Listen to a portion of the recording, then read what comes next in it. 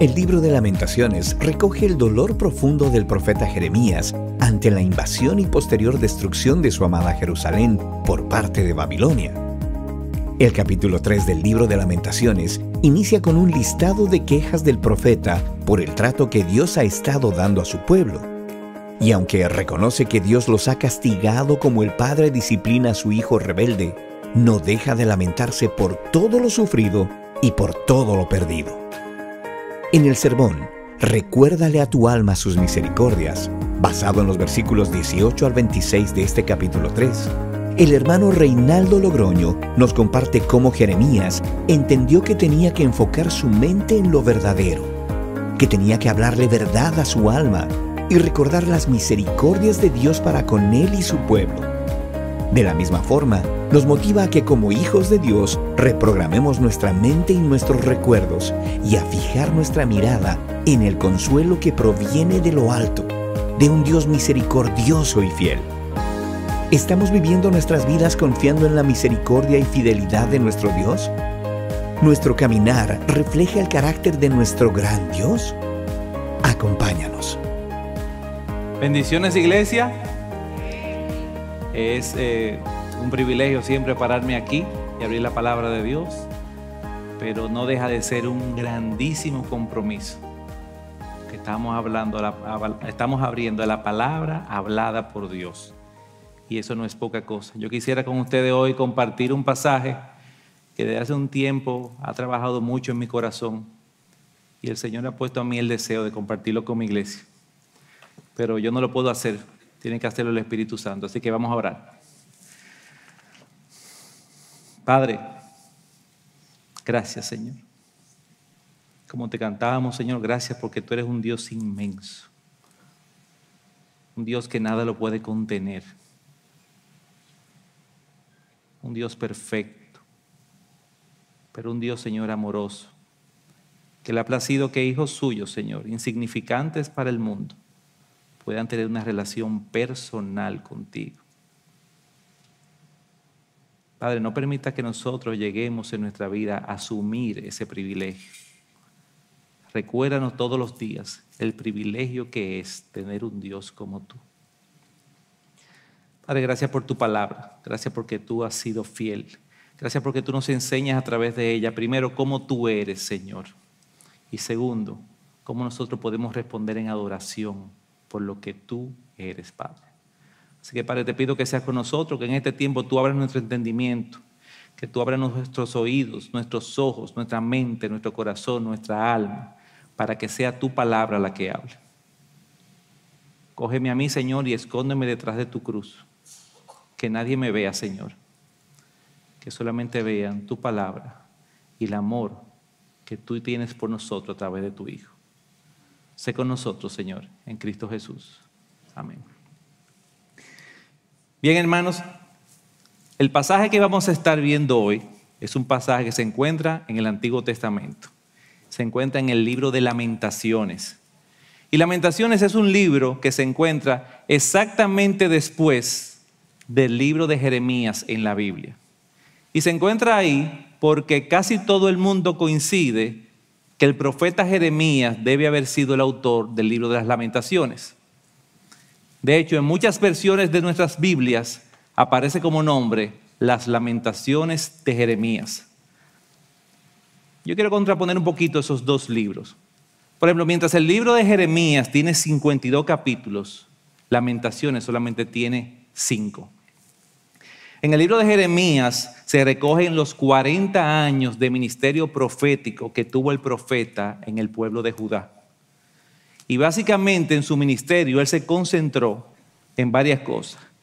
A reprender al pueblo de Judá por su desobediencia ante los estatutos del Señor. A acusarlos de su idolatría y a advertirles las consecuencias que vendría por ello. Jeremías le profetizó al pueblo de Judá que Dios iba a usar a un pueblo pagano, idólatra, quizá como el modelo que ellos quisieran ser, para someterlos. Y Dios lo iba a usar para disciplinar a su pueblo a través de ese pueblo. En el libro de Lamentaciones, Jeremías recoge su experiencia como testigo ocular en el tiempo que se cumplieron sus profecías. En el tiempo en que Jerusalén fue invadida por el imperio babilónico. Nabucodonosor, el rey de Babilonia, tomó la ciudad de Jerusalén en el año 586 a.C., durante el gobierno del rey Sedequías.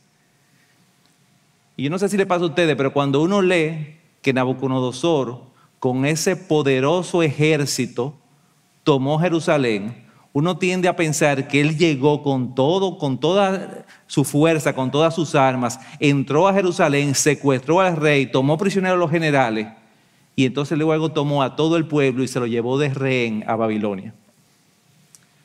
Pero no es así. Nada más lejos que la realidad.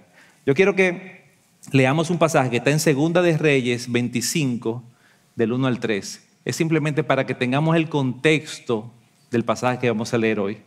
Yo lo voy a leer en la versión Nueva Traducción Viviente, aprovechando que las fechas del calendario hebreo son mencionadas en el equivalente a nuestro calendario. Y así tenemos mejor una idea.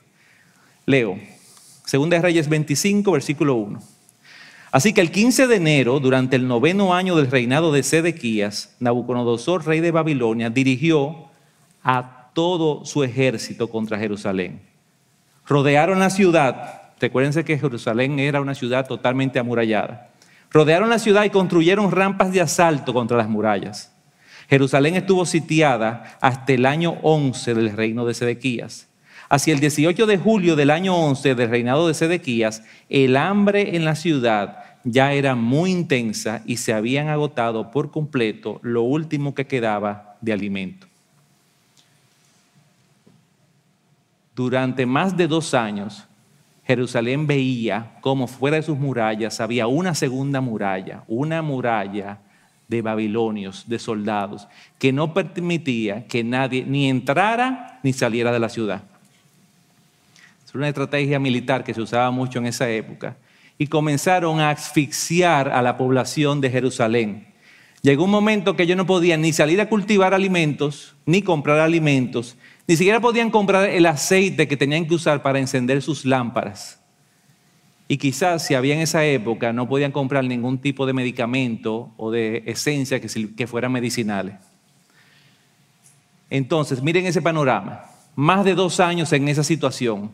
Jeremías está viendo cómo su pueblo comienza a languidecer, cómo personas comienzan a morir, cómo comienzan a sufrir, cómo comienzan a sentir que realmente Dios los había desamparado.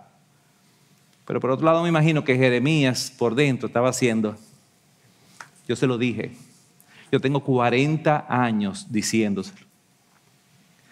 Pero luego que pasa todo esto, en ese tiempo, entran las tropas y destruyen toda la ciudad. Voy a leer ahora en el mismo capítulo de Segunda de Reyes, el versículo 8 al 11. Dice, el 14 de agosto de ese año, que era el año 19 del reinado de Nabucodonosor, llegó a Jerusalén Nabuzaradán, capitán de la guardia y funcionario del rey babilónico.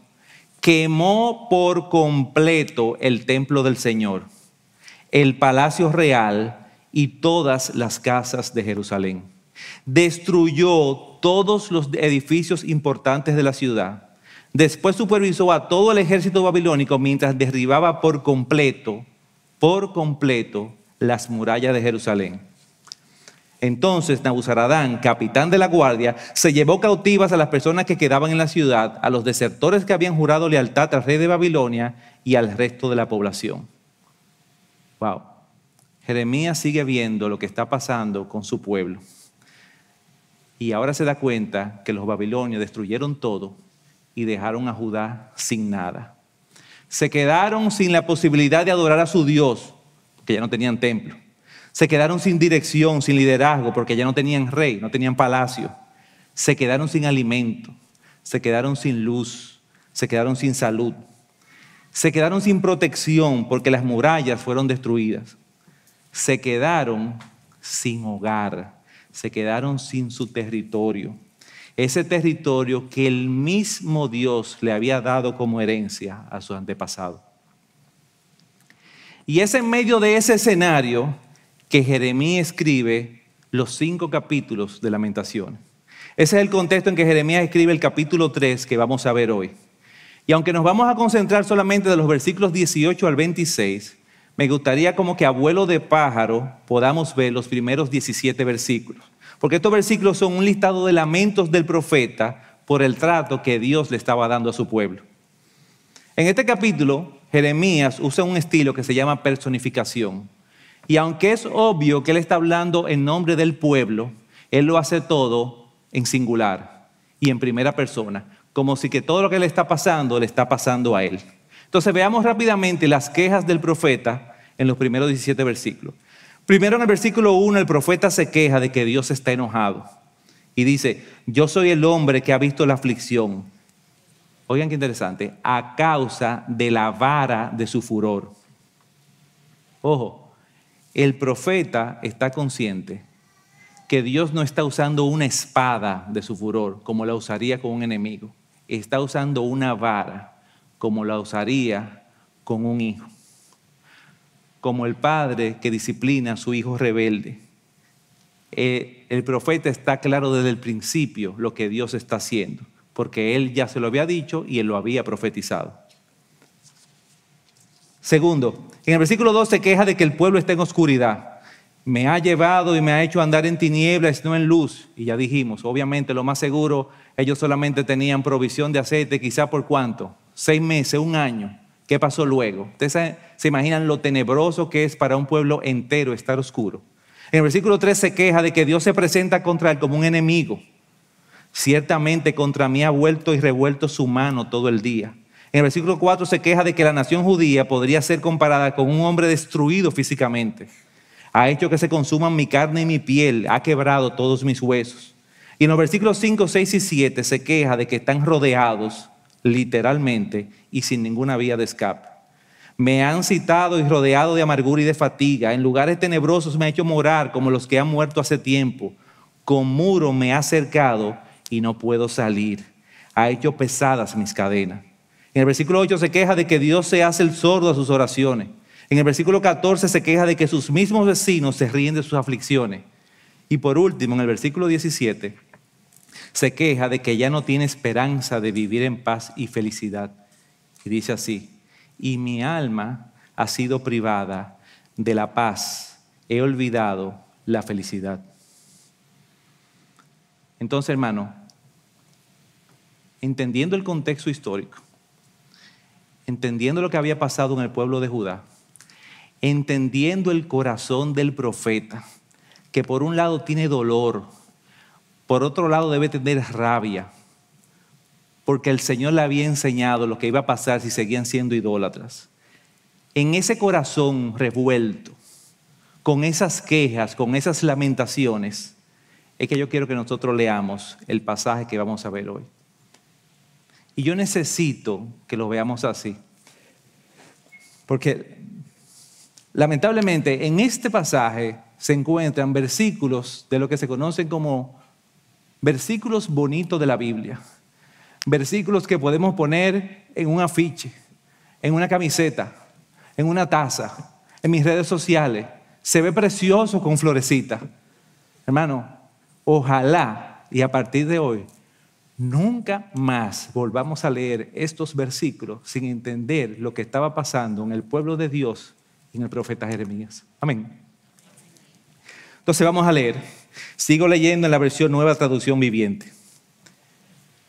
Yo exclamo, mi esplendor ha desaparecido. Se perdió todo lo que yo esperaba del Señor. Recordar mi sufrimiento y no tener hogar es tan amargo que no encuentro palabras.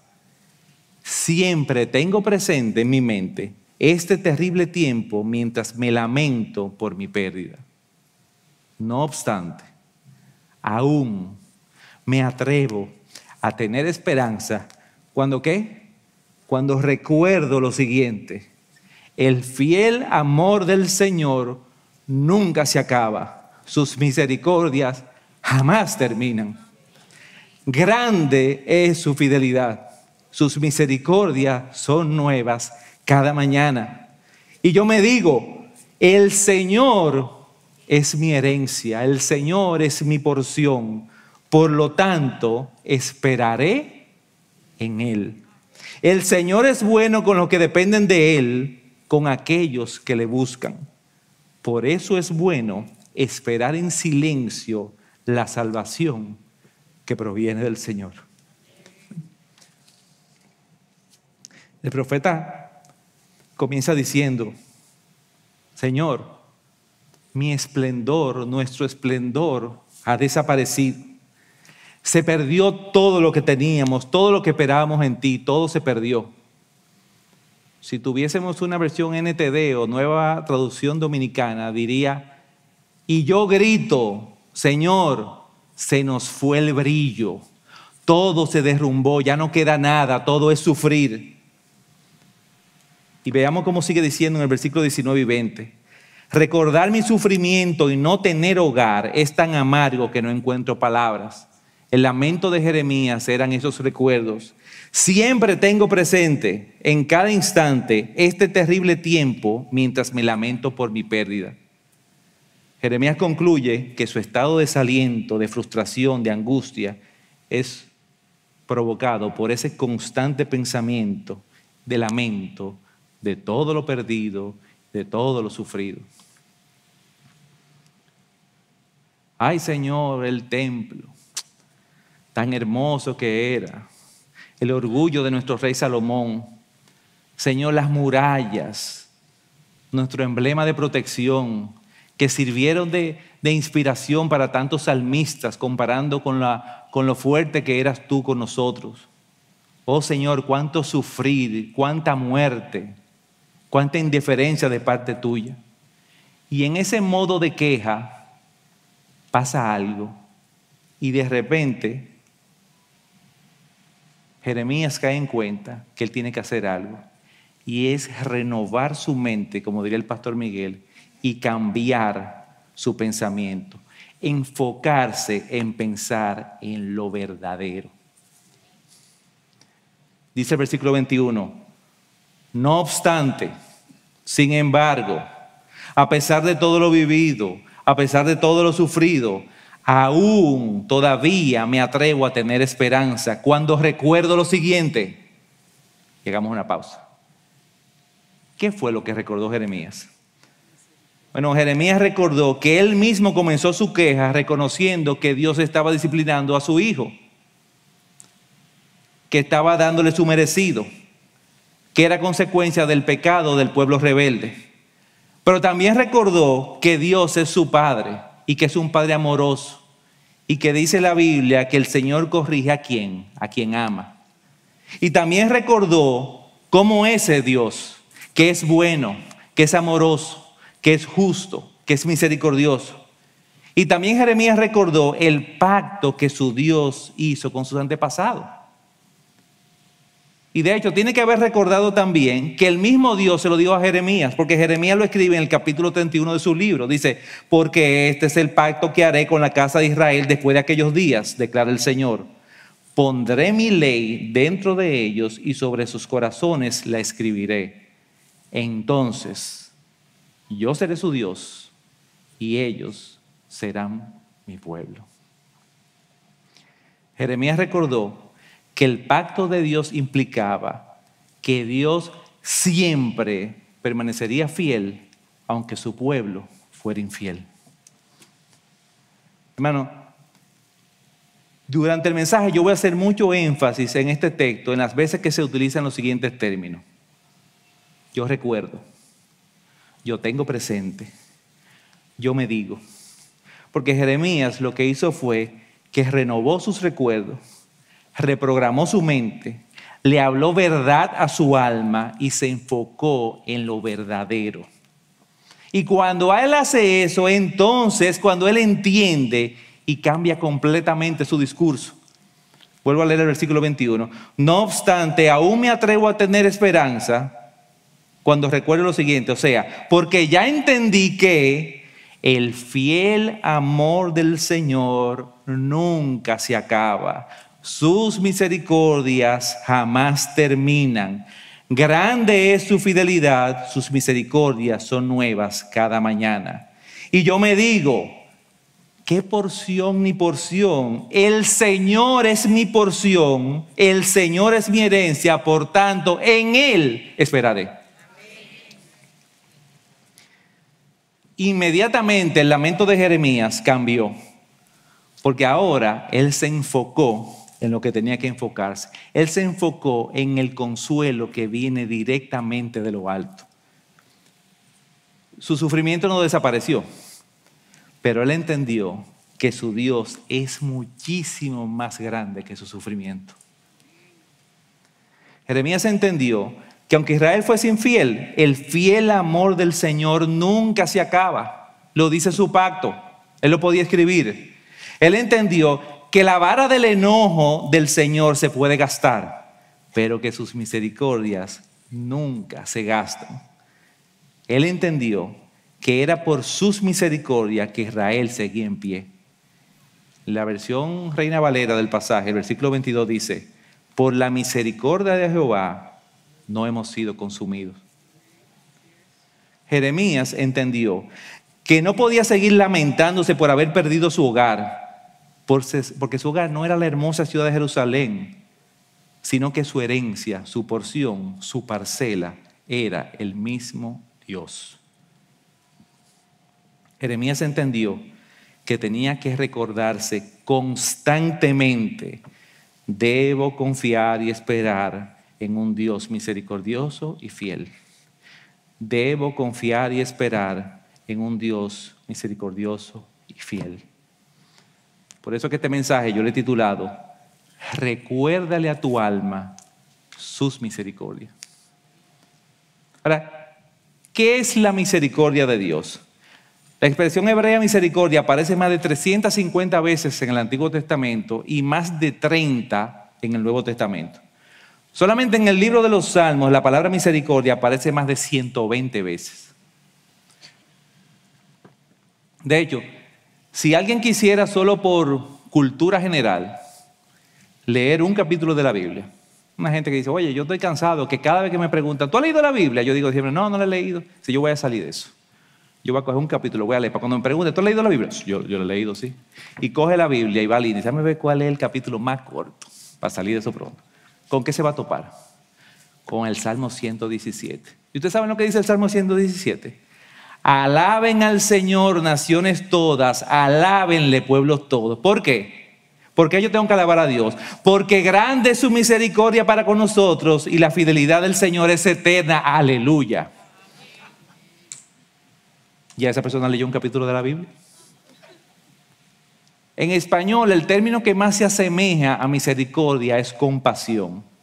Pero realmente misericordia tiene un significado mucho más amplio. Por eso es muy difícil poder definirlo. Porque el mismo concepto de misericordia incluye otras nociones relacionadas. Incluye nociones de amor, de gracia, de bondad, de perdón. Incluye el mismo término de fidelidad que tantas veces en la Biblia se menciona al lado de misericordia. Y yo personalmente me gusta verlo de esta manera, una manera de yo, en mi vil humanidad, pudiera como apropiarme de ello. Yo siempre digo: por la misericordia de Dios es que yo abro los ojos cada mañana. Su misericordia es la que me ha traído hasta aquí, hasta esta hora, donde yo estoy ahora. Eso es su misericordia. Ahora, su fidelidad es la que me va a acompañar en todo mi caminar. Alguien dijo: es una excelente receta levantarte y dar gracias por misericordia, y en la noche dar gracias por su fidelidad. Amén. Por eso que yo me identifico mucho con el salmista David en el Salmo 117, porque dice: grande es su misericordia. Sí, es tan grande que ha sido capaz de sobreabundar mis faltas. Por eso Él deja que yo abra los ojos cada mañana. Y dice: su fidelidad es eterna, me va a acompañar siempre. Donde quiera que yo vaya, Él va a estar conmigo. Ahora, tanto la misericordia como la fidelidad de Dios son atributos comunicables de Dios. ¿Sabe que los atributos de Dios se dividen en dos? Atributos incomunicables, que son todos esos atributos de Dios que solamente le pertenecen a Él, que los humanos no tenemos ni una pizca de eso, como son, por ejemplo, su inmutabilidad, su omnipotencia, su omnisciencia. Pero hay atributos de Dios que son comunicables. Son aquellos que de alguna forma, Dios pone una versión de ellos en nosotros. Obviamente no igual, pero semejante. Y es el caso de la misericordia, de la fidelidad, del amor, de la justicia, de la santidad, de la ira. Pero lamentablemente muchas veces el hecho de que nosotros podamos experimentar en cierta medida esos atributos que también tiene Dios hace que nosotros nos confundamos y no comprendamos exactamente cómo funcionan esos mismos atributos en Dios. Y cometemos el error consciente o inconscientemente de tratar de humanizar esos atributos en Dios para nosotros poderlo entender. Y eso es pecado. Yo quiero ilustrarlo con una canción. Hay una canción muy vieja en inglés, de principios de los años 70, que cuenta una historia basada en hechos reales que puede ilustrarnos un poco hasta dónde puede llegar la misericordia, el perdón y la fidelidad en nosotros los humanos. La canción cuenta la historia de un hombre que luego de cumplir su condena en prisión le escribe una carta a su esposa. Y la letra de la canción dice más o menos así: mi amor, si me has perdonado y todavía me amas, ata una cinta amarilla alrededor del viejo roble que está en el frente de la casa. Yo sé que han pasado 3 largos años, por eso yo necesito saber, ¿tú me has perdonado? ¿Todavía tú me amas? Si cuando pase por la casa no veo una cinta alrededor del árbol, no te preocupes, me quedaré en el autobús, me olvidaré de nosotros y cargaré con mi culpa. Y sigue diciendo la canción, que el hombre está en el autobús con la cabeza baja, que no quiere levantar la cabeza ni abrir los ojos. Y dice, por favor, chofer del autobús, mira tú y busca por mí. Yo no tengo fuerzas para abrir los ojos y mirar. Y dice la canción, y de repente todo el autobús está gritando y aplaudiendo. Dice, y yo no puedo creer lo que estoy viendo. Hay cientos y cientos de cintas amarillas alrededor del viejo roble. Y termina la canción diciendo, ahora yo sé que llegué a mi casa. ¡Wow! ¡Qué hermosa canción! ¡Qué mujer tenía ese hombre! ¡Wow! ¡Cuántos valores! Wow. Hermano, eso no le da, no por los tobillos, no, ni por la última capa de la suela del zapato a cómo se ve en Dios su misericordia, su fidelidad y su perdón. Lo primero es que Dios no tiene que esperar una carta o una oración de nosotros para Él poner en marcha el plan misericordioso del Señor ha sido iniciado. No. Nosotros acabamos de leer en el versículo 22 que dice, sus misericordias jamás terminan. Hermano, las misericordias de Dios no cesan, son continuas. El Señor es una fuente inagotable, fresca, constante, caudalosa, rica de misericordia. Cuando nosotros oramos para que Dios tenga misericordia de nosotros, Él responde a nuestra oración. Pero Él no la responde volviéndose misericordioso. Él la responde abriéndonos los ojos y mostrándonos que Él es y siempre ha sido misericordioso todo el tiempo. Muchas veces podremos ver mejor el obrar de Dios y sus atributos si cambiamos nuestro punto de vista y vemos nuestra vida desde el punto de vista de la oración. Ahora, de la misma manera que en la canción, nosotros no merecemos la misericordia de Dios, igual que el esposo. La menor de las misericordias de Dios sobrepasa por mucho cualquier mérito que nosotros tengamos. Es más, nosotros tenemos tan poco mérito que quizás podemos decir, si tenemos algún mérito, es que nosotros nos empeñamos día a día haciendo cosas que le desagradan a Dios, como para que Él pudiera decir, me cansé de ti. Fíjense algo, yo dije nosotros, yo no me estoy refiriendo al inconverso que no cree en Dios, o al que no conoce a Dios, o el que tiene una mala teología. No, nosotros.